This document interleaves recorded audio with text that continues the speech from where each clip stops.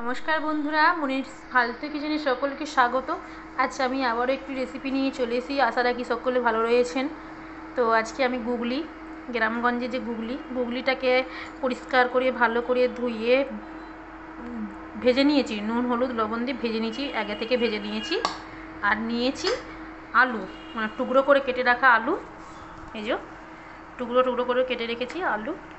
আর এখানে রয়েছে পেঁয়াজ আর কাঁচা লঙ্কা, এটা আদা রসুন এবং টমেটো পেস্ট। এইবারে আমি আলুগুলো কড়াইতে একটু তেল দিয়েছি, এবার আলুগুলো এই তেলের উপরে দিয়ে ভেজে নেব।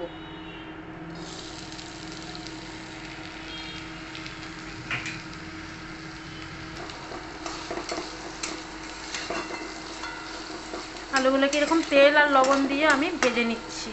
এইভাবে ভালো করে নুন হলুদ ভালো করে মাখিয়ে যে ভাজতে দিচ্ছি, এভাবে আস্তে আস্তে আমি ভেজে নেব, লাল লাল করে ভেজে নেব।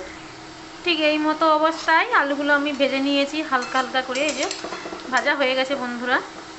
তো এবার আমি আলুগুলো তুলে নেব, তুলে নিয়েছি, এই যে ভেজে তুলে নিয়েছি। এবারে আরেকটু তেল নিয়ে নেব,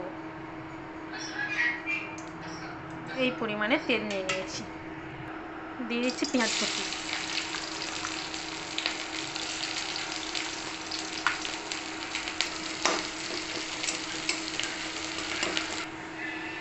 এই মতো অবস্থায় ভাজা হয়ে গেছে। দিয়ে দেবো 1 চা চামচের মতো মরিচ গুঁড়ো।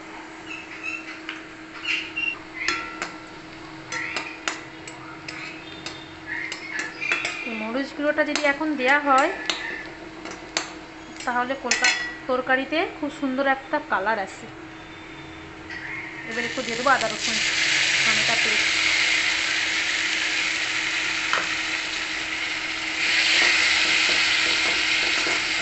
দেখেছেন বন্ধুরা কত সুন্দর আমার একটা কালার এসে গেছে। দিয়ে দিচ্ছি হলুদের গুঁড়ো। দেখুন বন্ধুরা কত সুন্দর আমার মশলাটা ভাজা হয়ে যেয়ে এই যে গা দিয়ে তেল ছাড়তে শুরু করে দিয়েছে, মানে মশলাটা আমার হয়ে গেছে।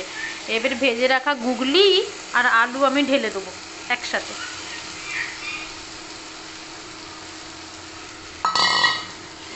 ডিমটাকে ভালো করে একটু কষিয়ে নেবো হালকা করে।